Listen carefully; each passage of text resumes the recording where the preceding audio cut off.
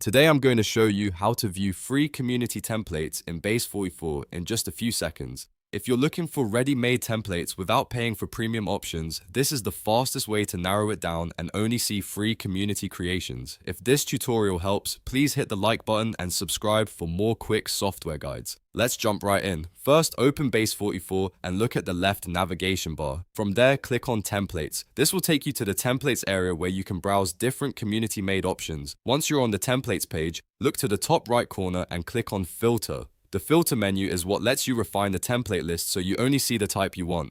In the filter options, choose free only. This will instantly remove paid templates from the view and show you only the free community templates available in Base44. That's really all there is to it. In just a couple of clicks, you can find free templates much faster without scrolling through everything else. If this video helped you out, don't forget to like this video and subscribe to the channel for more easy step-by-step tutorials. Thanks for watching, and I'll see you in the next one.